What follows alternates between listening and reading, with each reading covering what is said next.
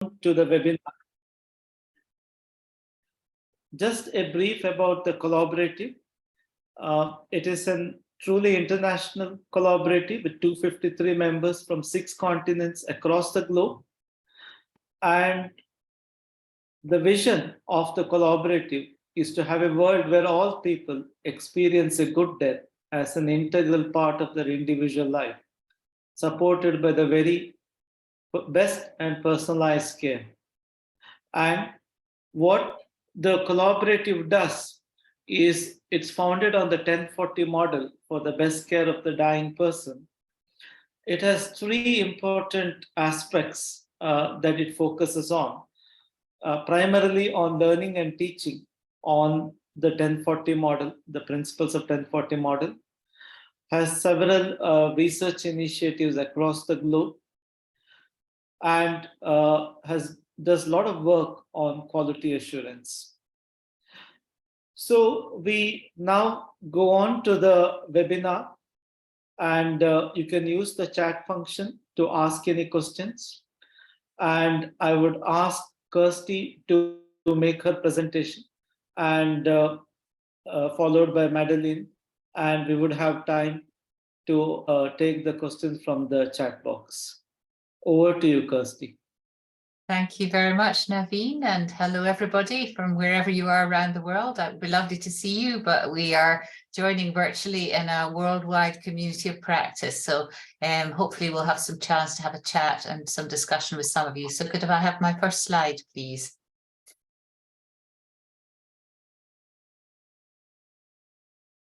Just waiting for someone to screen share my slides.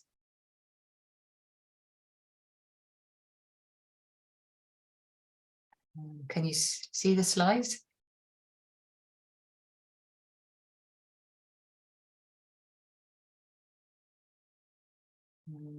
Naveen, can you see? Oh, here we come. That's it. Sorry, just slight delay because we're having them shared.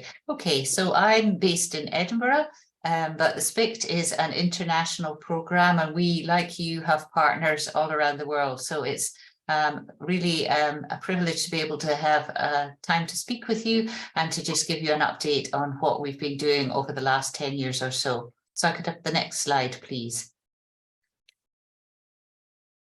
So palliative care, as we know, is what we call in Scotland now value-based health and care. So it needs to be of value to the person, and it also needs to be of wider value to the healthcare system in which we all practice. And so these are the principles of palliative care that we all adhere to. It's slightly wider than care of the dying, because palliative care can go quite a lot earlier now.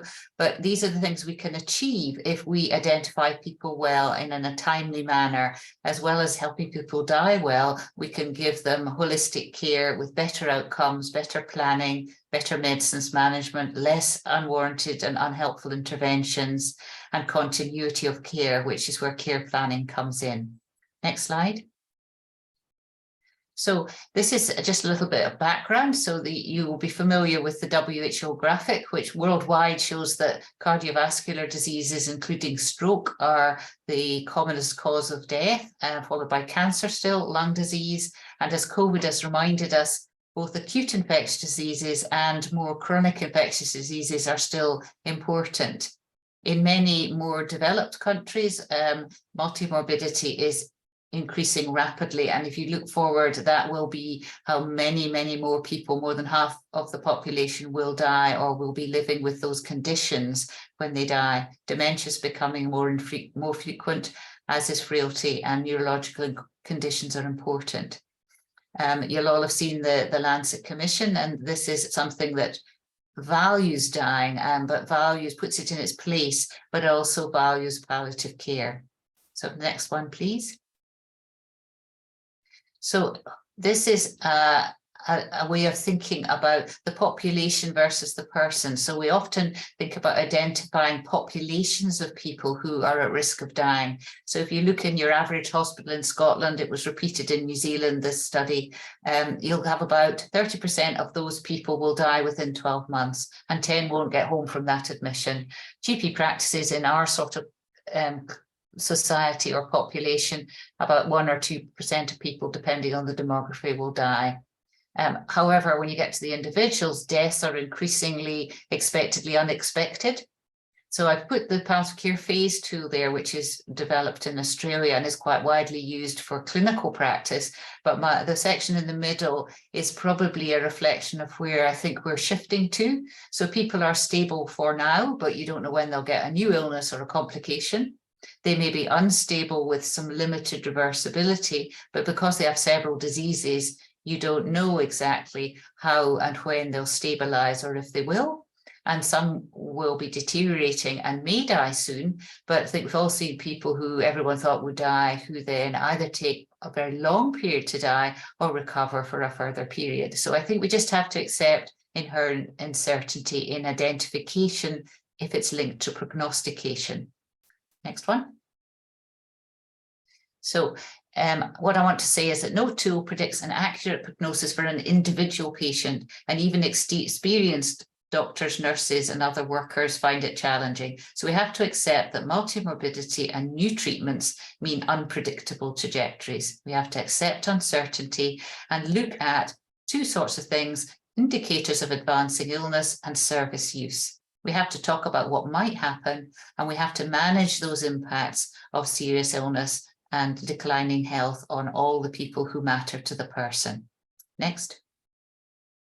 So this is probably what most people nowadays will experience increasingly, not a predictable trajectory, but a lot of fluctuations in deteriorating health. And the person could die at the bottom of any of those dips. So palliative care comes in across all of that, and care planning starts before, when people are beginning to deteriorate, although sometimes it doesn't start because they're not recognised till later on. But SPIC can be used for both, which is why I've put them there.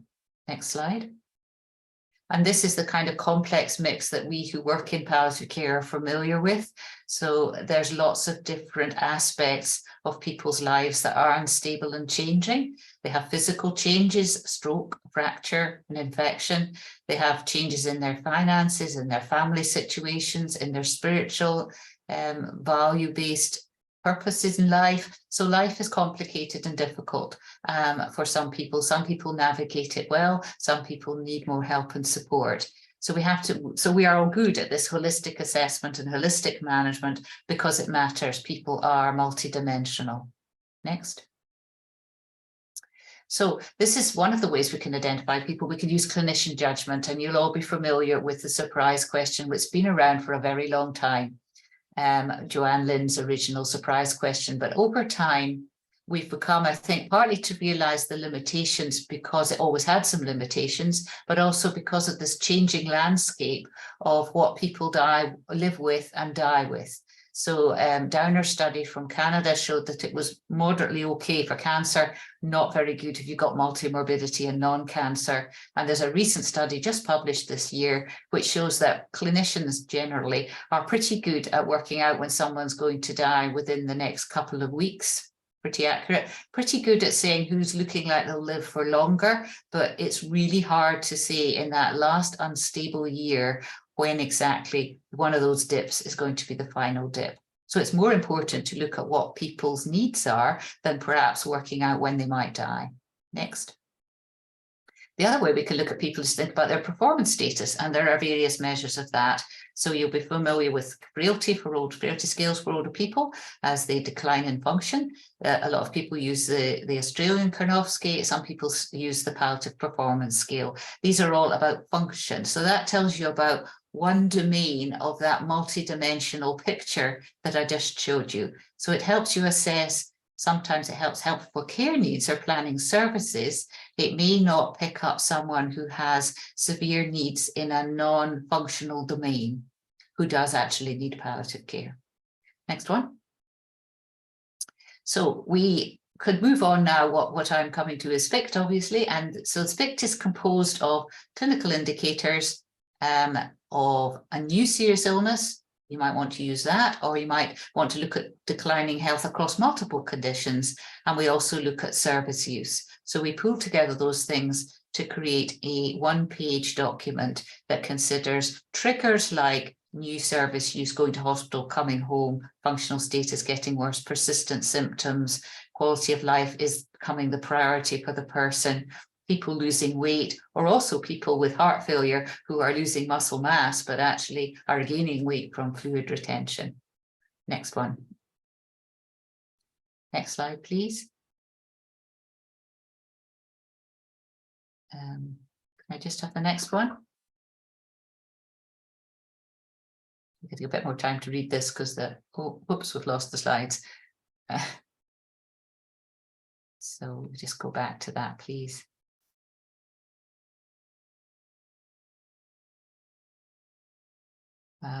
Okay, so I'll carry on while she finds the slides. So basically, SPICT has consensus-based and evidence-informed guidance for professionals. It's not a prognostic tool, although some people have done some population studies, and if you have 2 of the general ones and 1 of the, or 2 of the disease-specific ones, most of that group are likely to die within 12 months, but it's not any more accurate than anything else and doesn't claim to be. We try to write in accessible language. It works in all care settings. It works across countries because there are 3 versions. And it prompts a palliative care assessment and assessment for wider future care planning, along with managing optimally any reversible conditions or illnesses that the person has, because that's equally important.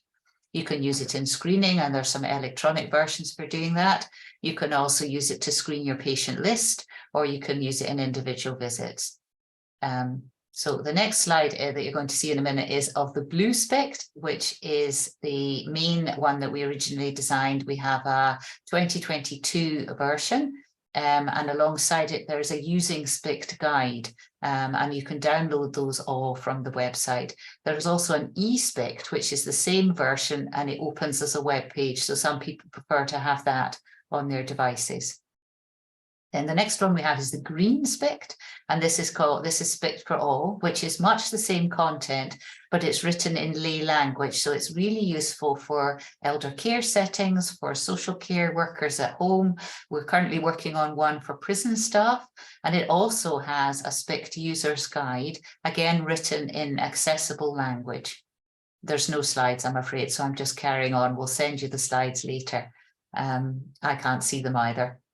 The next one is the orange SPICT, and the orange SPICT is SPICT LIS, SPICT for lower income settings. So this was developed with colleagues initially in Nepal, and also with folk in India. It's been looked at in various African countries. There's been a specific piece of work going on in South Africa, which we use to inform the development of this. Some people use it with the toolkit.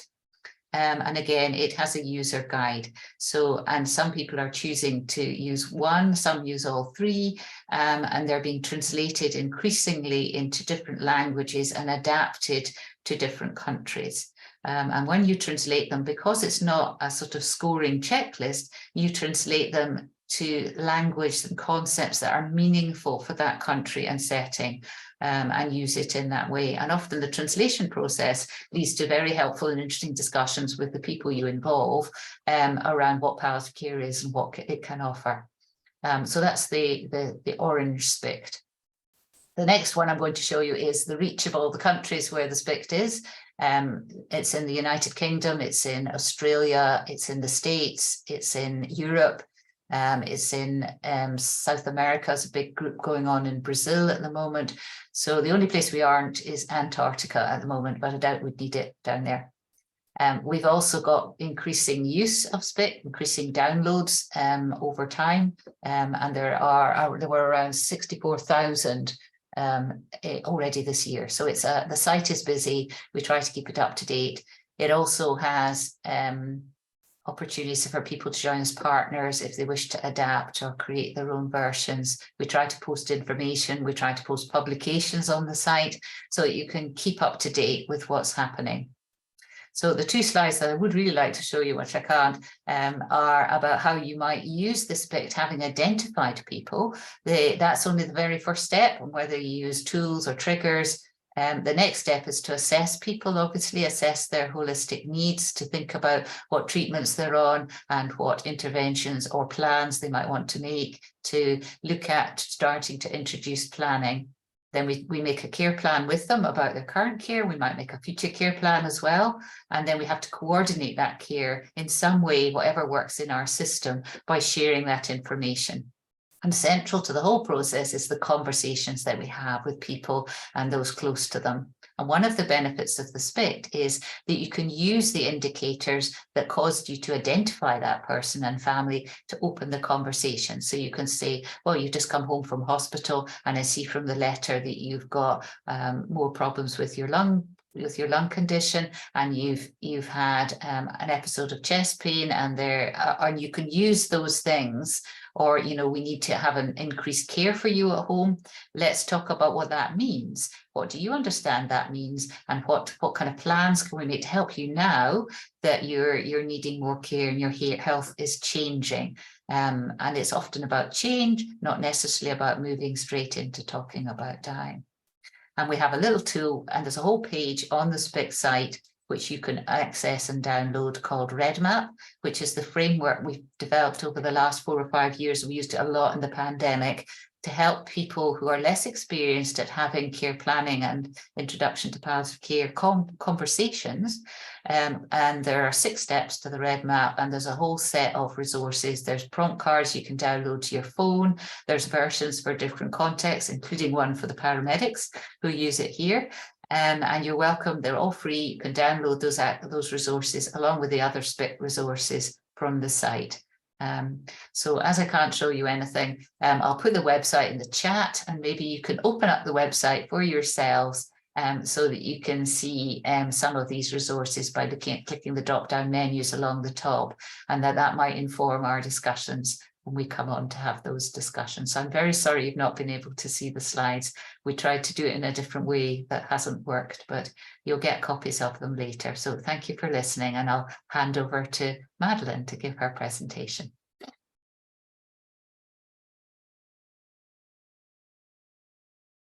Thanks, Kirsty, and hello everyone. I'm joining you today from Sydney, Australia, so it's a little bit later for me.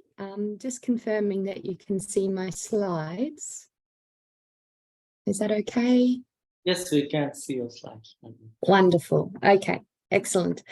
Yes, so my name is Madeleine Juhrmann, and I'm a PhD candidate at the University of Sydney. I'm exploring the role of paramedics delivering palliative and end-of-life care in community-based settings. And my supervisors are Professor Josephine Clayton and Professor Phyllis Buteau at the University of Sydney. So I'm really excited to be presenting to you all today because I think that paramedicine offers a new frontier of community-based palliative care, and that comes from my clinical experience. I originally trained as a paramedic, and whilst training, I was also working in aged care as a care worker and a nursing assistant. And it was through these two interfaces that I really saw some limited scope of practice occurring, and both in terms of residential aged care nurses needing to call paramedics last minute, particularly out of hours when they didn't have the ability to have specialist palliative care providers coming and providing in-reach into their care homes. And also the paramedics feeling limited in their scope of practice if they, say, delivered some pain relief and then had to transport the resident to hospital. And this prompted me to undertake this research with the goal of hopefully broadening the scope of practice of palliative care and paramedicine, and also integrating a more interdisciplinary approach within Australia. So my PhD I started in March 2020, just as that COVID pandemic started, and I'm due to finish in the end of this year. So I'm going to present to you today about the 4 studies that I've conducted over the course of these 3.5 years, and about the outcomes and what we hope to achieve with this research, both within Australia and internationally. So my research has taken place over 4 studies, as I just said. The first was a systematic integrative review, which was conducted in 2020, followed by a clinical practice guideline policy review, where we looked at clinical practice guidelines both within Australia and other Anglo-American ambulance services, including the UK, Canada, and New Zealand. And then we've undertaken a qualitative study last year where we've interviewed over 50 people. And finally, a modified Delphi study, which we've just wrapped up earlier this year. And underpinning all of my research, I have developed an advisory group of palliative paramedicine experts from both Australia and New Zealand.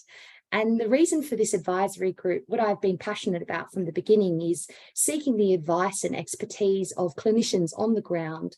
What are their experiences and perspectives of providing palliative and end-of-life care in an ambulance capacity?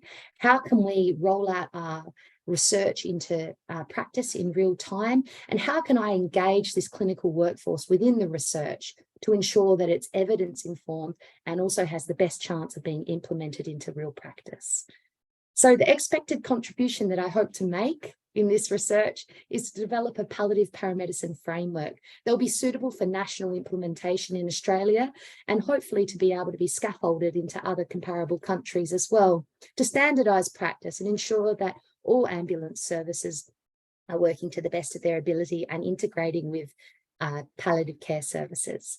So in doing so, I hope to enhance out-of-hours care, reduce avoidable hospital admissions, facilitate more home-based deaths, improve end-of-life care for people with life-limiting illnesses, and build at that Australian and New Zealand community of practice through the advisory group. So that first study that we conducted was a systematic integrative review. And the goal of this was to establish what is the research that exists out there. We know that there is a growing demand for community-based palliative and end-of-life care. Within Australia, 70% of people want to die at home, yet only 17% currently get that wish granted. And that is very similar in other countries of comparable health systems, including the UK. So we conducted this review. It was an integrative review, including all types of study designs, and it was published in Palliative Medicine Journal in 2021. It's open access, so you're welcome to access it. And the key findings that we discovered from this study was, firstly, we were able to describe a scope of practice and the barriers, the facilitators, and the perspectives of ambulance staff, patients, and family members from the studies that we included. The findings really demonstrated that there is an important role that paramedics play in both facilitating home-based death and reducing avoidable hospital admissions at end of life. The findings of this study really supported an expansion of paramedic practice beyond what those traditional models of hospital-oriented care. So see the patient, pick them up, take them to hospital. It described a need for improved communication and support channels between paramedics and ambulance services and those multidisciplinary palliative care teams to ultimately improve paramedic end-of-life care capacity. And it identified end-of-life clinical practice guidelines as an enabler to standardising practice and minimising legal complexities associated with end-of-life care. The final point was a real delight to me. As I was trained as a paramedic, we were taught to be very protocol driven, to not deviate away from the guidelines. So I started this research really thinking that I was likely going to develop a clinical practice guideline, which led to our next study. And that was to compare the clinical practice guidelines that already exist in Australia, along with comparable Anglo-American ambulance systems. Now, you may wonder what I'm talking about when I say Anglo-American. There's two main disciplines of paramedicine internationally. The Anglo-American ambulance system, where you have paramedics who are normally university trained clinicians with a similar scope of practice to, say, a nurse practitioner. And then there's the Franco-German model, which is where you have two practitioners in an ambulance, one being an emergency physician and the other being more of the traditional ambulance officer who doesn't necessarily have any clinical training, but is rather driving the ambulance. So what I'm referring to today is that Anglo-American ambulance system. However, I will argue that the findings of our research can certainly influence Franco-German principles going ahead as well. So this comparative guideline analysis and appraisal, what we did was gathered all of the guidelines that are currently available in Australia. And I think the fact that only 5 of 8 jurisdictions in Australia have an existing clinical practice guideline is evidence enough for the emerging nature of this scope of practice for paramedics.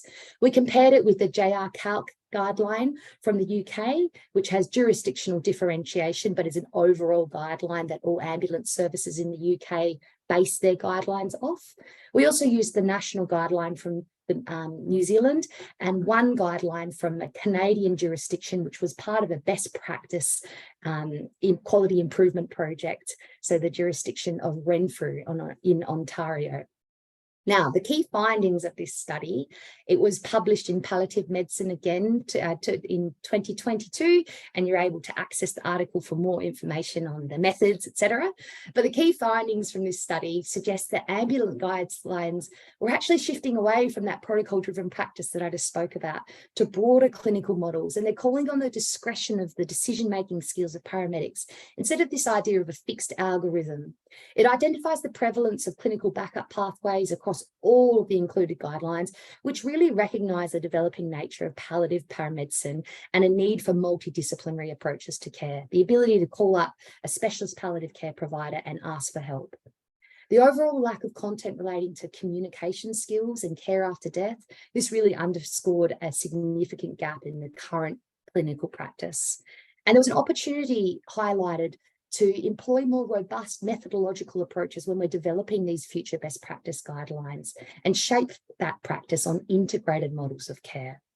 Finally, there was an opportunity for future research to investigate broader stakeholder perspectives to better inform paramedicine practice to care after death and translate those paramedic skills of specialist palliative care providers of paramedicine into the generalist capacity. And that's something I'm really passionate about, is ensuring that we're not just relegating this type of care to specialist paramedic practitioners, say. So the findings of that study helped shape our direction towards the qualitative interviews. By this point in my research, I was thinking, okay, maybe a clinical practice guideline alone isn't going to shift practice. So with our qualitative interviews, we wanted to elicit broad stakeholder perspectives and experience and attitudes on what is the role of a paramedic in palliative care, what are the current barriers being experienced, what are some enablers, and what are some opportunities for improving paramedics to be able to deliver this type of care. So we interviewed 50 participants. There were 8 bereaved family members and carers, 7 palliative care doctors, 8 palliative care nurses, 5 GPs, 5 residential aged care nurses, and 17 paramedics. And we were delighted to be able to get participants from all jurisdictions of Australia and all ambulance services as well. A few quotes listed here just to capture the essence of some of the perspectives we had. The intensive care paramedic participant really, I think, captures it in a nutshell. Palliative care breaks a narrative for paramedics that we are lifesavers. A residential aged care nurse lamented on the ability for paramedics to be able to be a highly regarded profession and have the power to communicate convincingly with families. They help us to take a palliative approach, especially after hours. And a family carer participant. This care participant was also a palliative care nurse. She was trained as a palliative care nurse, and she expressed gratitude that when she had to give that end-of-life care drugs to her father, she remembers thinking, thank goodness that there was a paramedic there or a team of paramedics, and the combined effort to alleviate her dad's distress was really helpful, and they didn't put any pressure on her to transport her father in this experience. So with the findings of this qualitative study, we've separated the findings into 2 papers. The first one is addressing the roles, barriers and enablers of palliative paramedicine. And the second one's looking at the opportunities for practice. This current paper is under review with Palliative Medicine and hopefully will be published in the coming months. And what we were trying to capture here was an overall narrative around role, barriers and enablers. So in analysing the 50 participants' perspectives, there became a real dichotomy of thought. So the rationale for either objecting to or endorsing palliative paramedicine, it really ultimately determined the individual's perception of what those barriers and enablers and opportunities were for future practice. And so those 2 dichotomies were first the lifesaver and second the community responder. So some participants believe that the paramedic role that ought to be rooted in responding to those acute emergencies and adhering to that traditional perception of treating to preserve life. On the other hand, we had participants believing that the paramedic role was evolving in response to the diverse and changing needs of the populations, including increasing demand for community-based palliative care. And to touch on Kirsty's point earlier, this increasing comorbidities that we're seeing in communities really is contributing to that shift of thought of what is the role of an ambulance service in the community. So both of those dichotomies of thought are influenced by 4 key themes and sub-themes. The first theme we identified was this idea of identity. Paramedics have a revered public identity, but it's shaped by a perceived ability to fix a crisis. They are the most trusted community clinician in Australia and internationally. There are expectations and beliefs imbued into their training, and they are really good at breaking bad news, but often they're really good at breaking bad news when it's an unexpected death, not necessarily when it's an expected death or end-of-life care for somebody with a life-limiting illness. The road to professionalisation of paramedicine has really shaped this broadening of practice and recognition that subspecialisation in disciplines such as palliative care are possible for these community practitioners. But of course, there are hierarchies of care, and preservations of specialist disciplines. The next theme is fear and threat. Paramedics are often afraid of palliative and end-of-life care, and they feel vulnerable when they're taking this approach to care. There's an emotional cost associated with palliative and end-of-life care, and if you're not a specialist clinician, it can be scary. But so many of those participants expressed significant reward when they were able to facilitate a home-based death or facilitate the goals of care of the patient and their family members and carers. Palliative skills and experience are really varied. Those with long experience as paramedics often have had exposure to palliative and end-of-life care patients, so they are more confident taking this approach. Whereas the junior paramedics, although they are technically brilliant in their training, they might not necessarily have that nuance of skill, those communication, those softer skills that we speak about that are so prevalent and important in palliative care. Death denial is prevalent. It's not just prevalent within paramedicine as a discipline, it's prevalent across the medical board and across all healthcare professionals, also within the community. We had family member carer participants expressing death denial within their own experience. It wasn't necessarily until their loved one passed away or died. They said, they weren't even comfortable saying the word died until it happened. Apprehension to administer. Paramedics are really scared to give that final dose. They are trained to save lives. They don't necessarily want to be facilitating death. And it's a very complex complexity associated with their identity. So paramedics, they seek permission to, they require consent to move beyond that traditional model of care. And that's associated with time on scene expectations, accessing documentation, and eliciting information. Responding to a change in plan, maybe the families have expressed a desire to die for the loved one to die at home, but it becomes too much. Being able to respond to that change in plan is a really important aspect of care. The restricted practice and medico-legal responsibilities and complexities associated with this care. Treat and referral pathways, so that ability for paramedics to be able to call a specialist palliative care provider is integral. And finally, the harsh reality. Paramedics, they offer an adjunct support for community-based palliative care. They're always going to fill a gap. There's limited access to specialist support, and often paramedics are seen as working in silos.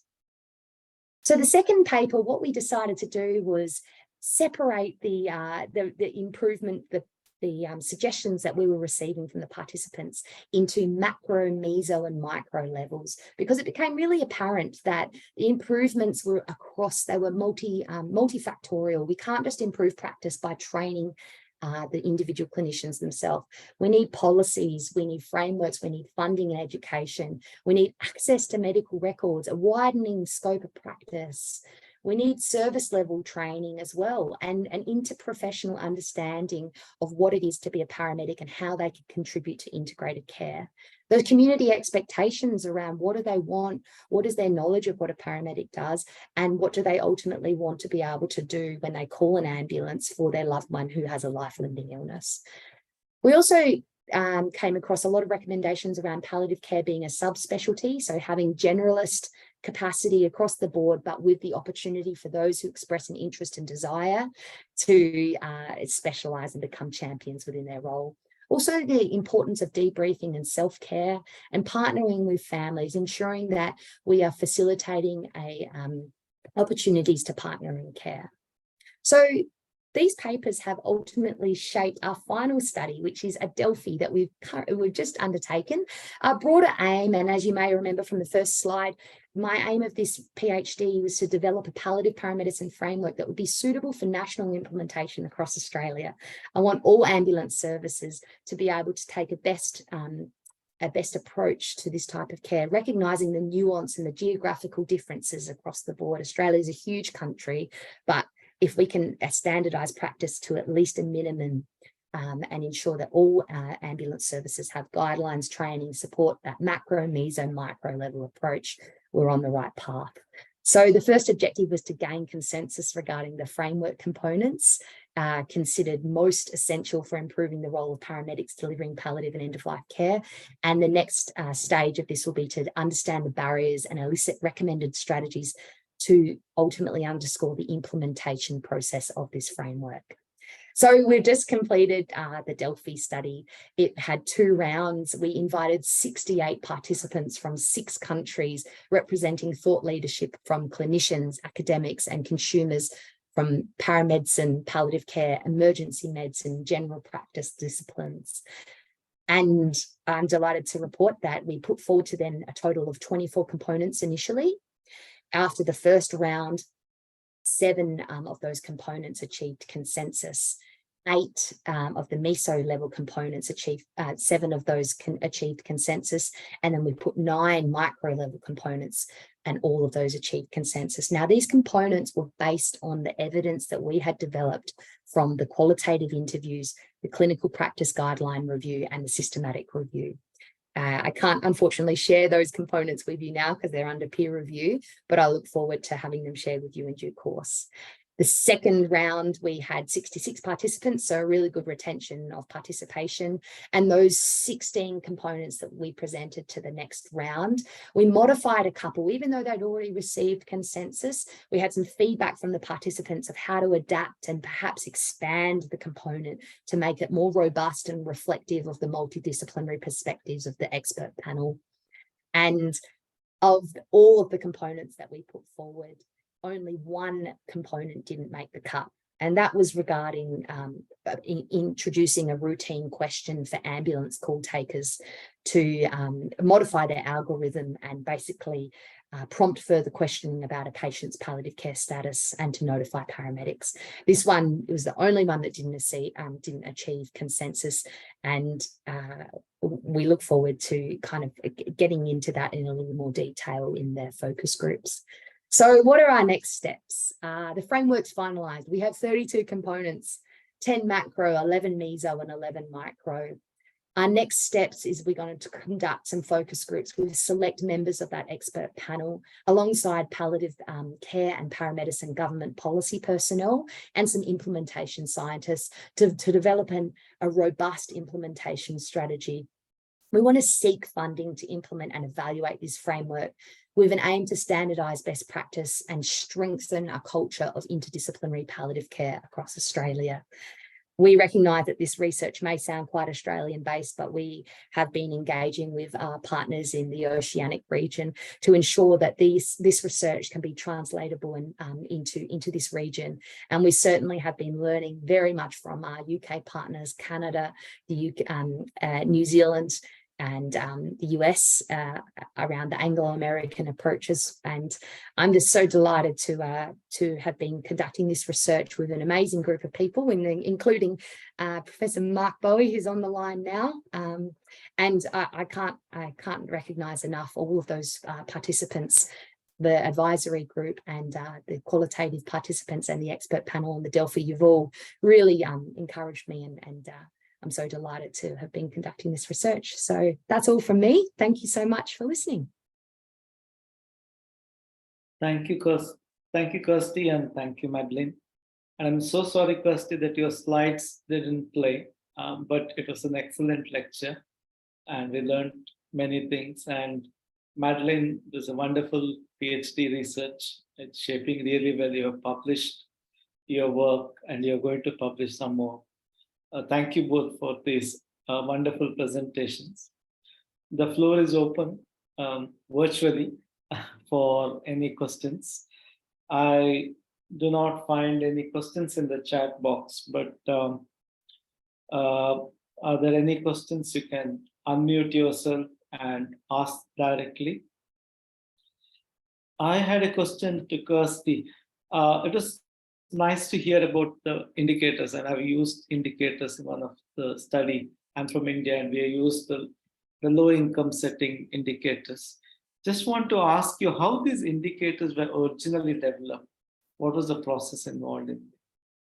Right. So at so can you hear me all right? Yes. Yes. So right at the beginning, what we did was we looked at the literature. So we looked at all the published studies from palliative care, but also from all the different main disease groups, because a lot of people at that time were trying to develop ways of doing prognostic assessments more than really palliative care ones, or measures of declining health for different diseases. So we looked at the ones and then we extracted those out to give us a set of ones that were for the conditions themselves, and all the overlapping ones which became the general indicators which appeared in multiple conditions. We didn't do a formal Delphi as Madeleine did, or I suppose we could have, but we did do consensus building thereafter, where we circulated those to a range of colleagues from across the UK, from palliative care and all the other specialties and general practice, to say to them, does this make sense to you? Does this work? We then tested it out in a number of acute hospital specialty wards, where we tried it out with their patients to see whether any of them needed modified. And we have had a few modifications along the way, but the basic principles have stayed the same. We extended the bit around stroke because there was some new research we'd done around stroke, but the actual concepts have remained the same. And the similar process went on with developing the SPICT LIS, which is being used, as you say, in India with colleagues from Vellore and other parts of India, and also in Nepal. And again, they went and looked at their populations, they looked at whether these things made sense, and they did consensus building around it. There's a question here as well. So yes, so we did adopt a structured process of doing it, but it is fundamentally not got lots of psychometric testing around it, because that's not its point. It was a synthesis of clinical expertise drawn from what we knew from disease-focused research that enabled us to create a clinical guide. So it's not a guideline, it's a clinical guide to aid clinical judgment. And when you use it in an electronic screening version, you still require the clinicians to look at the list of people, go, oh, yes, this one definitely, that one not, this one urgent, that one not so urgent. So the clinician judgment remains important. We're also testing the SPICT for all to look at whether in an elder care setting, people can volunteer themselves to have a care plan. That might encourage more people to say, well, actually, my family member's got these problems. Maybe I could get some help, and use it that way too. Thank you, Kirsty. It was very useful information. There's a question to you from Agnes. Yes, I see. Thanks, Naveen, and thanks for your question, Agnes. You're asking about the typical professional background of paramedics. And so as I described, there's two main kind of schools of thought with paramedicine. What do you think? Oh, sorry, pardon me. So, Kirsty, can you hear me? Okay, sorry. I think Madeleine's answering the first question from Agnes. Oh, I'm so sorry. Yeah. Okay, please go ahead. Oh, sorry to interrupt. So there's two schools of thought. There's the Anglo-American ambulance approach, and then there's also the Franco-German approach. And I understand that the Netherlands, where Agnes is from, follow more of the Franco-German approach. But I can speak from the Australian perspective, which is paramedics require an undergraduate degree similar to a nursing kind of degree, and then they have opportunity to then specialize in master's level education. And similar to the UK, there is paramedic practitioners being introduced in Australia now, and they have the capacity to work across different clinical settings beyond an ambulance service as well.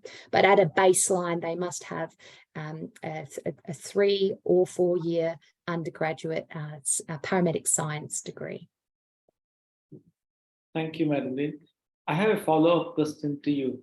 How do you manage role conflict? You have highlighted it during your presentation, where your role is typically seen as saving lives now versus providing end-of-life care. Does it pose a degree of conflict in work? I think that absolutely there is no homogeneity to people's perspectives, and you will see that across the board. And within our qualitative study, that we had 50 participants, and certainly not all of them agreed on what the role of a paramedic is. However, as Kirsty outlined, the demographics of the way in which people are aging and dying is certainly changing, and no longer are ambulance services responding to those typical emergencies that we picture an ambulance to think about going to a motor vehicle accident, say, or a cardiac arrest, or it's much more associated with falls and palliative and end-of-life care, and a prevalence of multi-morbidities within residential aged care in the community. So I think although it's going to take cultural change, the recognition that what we see on the road versus what we perceive a paramedic to be, that's going to require community education as well as interdisciplinary health care education around what is the role of a paramedic and how can they contribute to broader care beyond just this emergency treat and transport approach.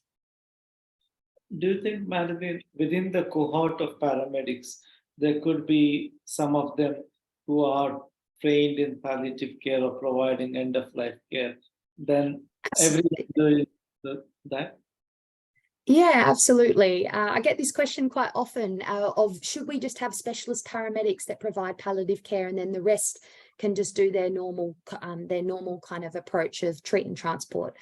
But what we recognise is that a generalist capacity is actually required, because although you might have a specialist cohort of paramedics, when they're not available, there is going to be a benefit to all paramedics being able to take a palliative approach to care.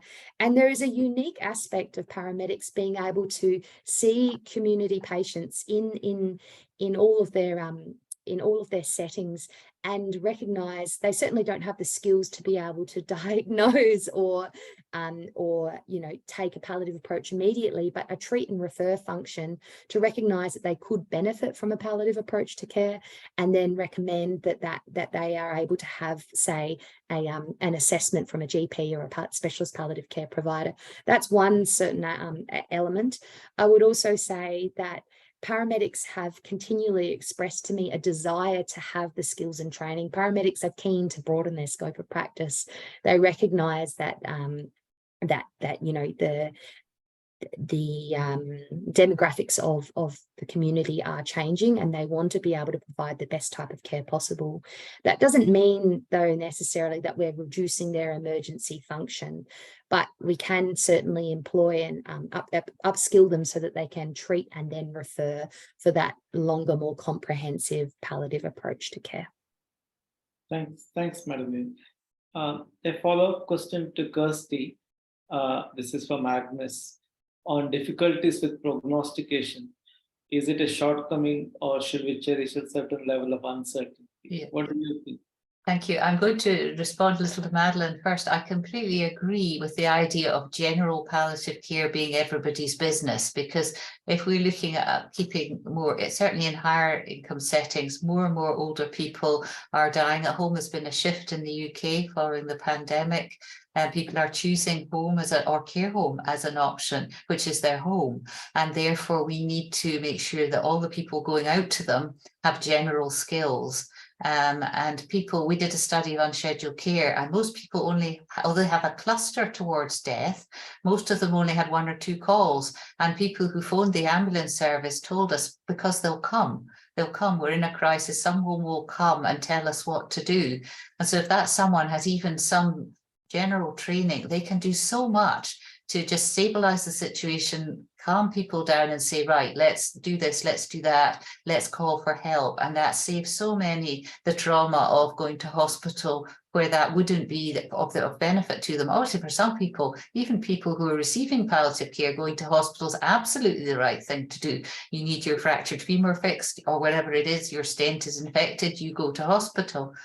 I think in lower income settings, it's very different and the context is different, but that might be your first line clinic worker, you're somebody who is not even trained as a health professional, can deliver some general principles of palliative care close to people, where people are, and you can train the community, as they've done in Kerala very successfully, you know, to deliver community palliative care. So I've gone slightly off script, but I'll come back to my question.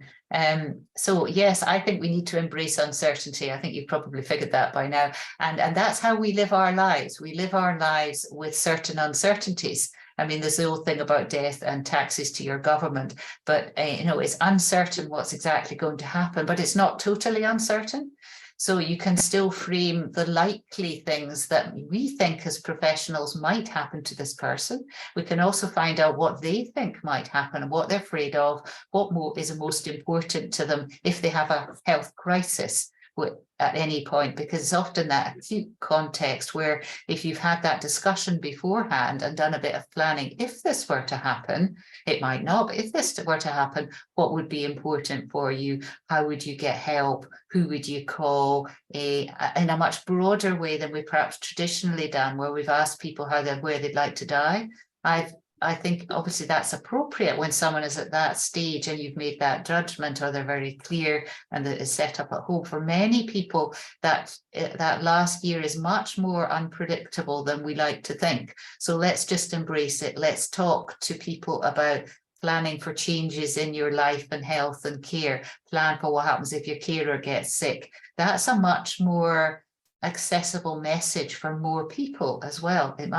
It creates more work, but it gives us more opportunities to start people thinking about what happens when I get less well, that rather than having to face, you know, what happens when I lose capacity and have dementia, what happens when I have to go to a care home, or what happens when I'm dying.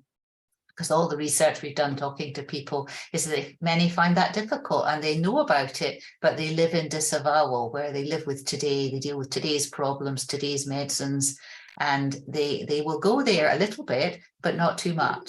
But you can still have a plan, and that is the skill we need to have, is to talk through uncertainty, look at what we can plan for and what we can't, and how to deal with that when that happens. Thanks, Kirsty. Can I ask Mark to elaborate on his post? Because maybe for the international audience, it might be very useful. Oh, okay. Thank you. I'll just scroll it down again. Sorry. What I was just saying was, and really a comment to Madeleine, was that many legislative frameworks now have enshrined in legislation advanced care directives, and in terms of advanced care directives, then healthcare professionals need to respect those directives, and often then paramedics will now be in a home setting where the advanced directive is such that the person wants to die at home. So therefore, they need capacity to be able to pivot, to be able to provide that care as directed by the advanced care directive. So sometimes people are put in those situations, and my follow-up comment from that was that increasingly we have things such as virtual EDs that have palliative care doctors or nurse practitioners who are there, who can then, when called upon, support and mentor the paramedic at the coalface, even though those people in the virtual ED may not directly be at the point of care. But I think increasingly paramedics see the benefit of being able to act in a way that respects people's choices to be at home. Thanks, Mark. I don't know if Madeleine wanted to comment on that or... Yeah, I'd love to. Thanks, Mark. I think you raised two really important points that came out in our research. And I should mention Mark has been co-authoring with me on many of these studies. and is doing some brilliant work in Victoria in Australia on kind of integrating paramedicine into community-based palliative and end-of-life care. So the first thing I hear is this recognition that paramedics need to have the confidence to be able to read an advanced care plan or advanced care directive and take that approach without a fear of litigation that they're doing the wrong thing.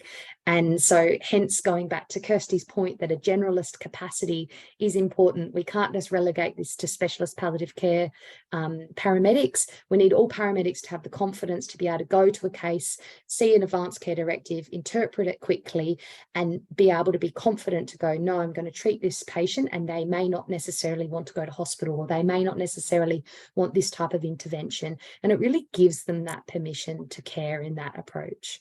Second, the virtual EDs touches our point around the requirement that paramedics, they're never going to be specialist palliative care providers. They're a specialist generalist, as I like to say, and they have to wear many hats, but they love to be able to connect with specialists and seek their advice and provide that type of care with the clinical backup and support. And these virtual EDs are they've really arisen out of COVID, this recognition that we can do a lot of telehealth and we can provide that expertise. So rather than the paramedic needing to bring the patient into the ED, they can consult with an ED over the phone or via some type of telehealth and speak to a palliative care physician or a nurse practitioner and seek advice, particularly on things such as medication dosages, so that they feel that confidence that they're able to treat and not transfer. And those are two of the key recommendations that are coming out of our Delphi study that will be put forward in our framework. So thanks, Mark, for raising those. Thanks. I think we had a wonderful discussion, and we are 3 minutes to our close of time. Are there any last comments anyone would like to make?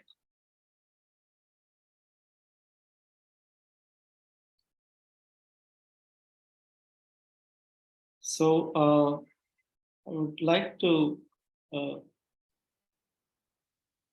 share my concluding slides. So thank you, Kirsty and Madeleine. We're very grateful for the both the presentation, and we want the participants who aren't involved with the collaborative to get involved with the collaborative. If you're doing any work or you have qualification in palliative care or either engaged in research or clinical work, you should consider joining. And there is a membership option that are there. And if you are a member, you could participate in several international projects of the collaborative. You could participate in the summer school and the annual symposium at a very reduced cost. And you'll have access to several resources like quality improvement frameworks, audit toolkits, and newsletter. So going forward, there is the next webinar, which is on the 7th of September, same time. And the theme of the seminar is a good death achievable? And we have 2 speakers speaking on art of dying well and the SWAN end of life and bereavement care model. So we look forward to people joining for the next seminar. And I bring this meeting to close. And I think these some of the slides which Kirsty couldn't present would be shared as a PDF. Yeah, thank you so much and have a good rest of the day. Take care.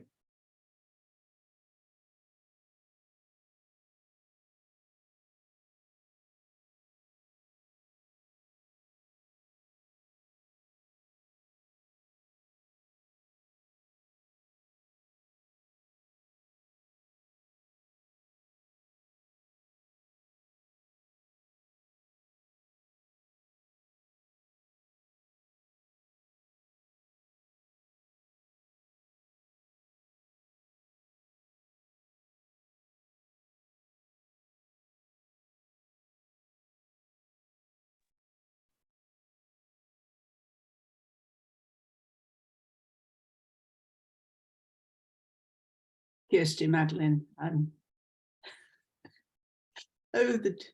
Sorry, I was waiting for the others to leave, but thank you so much.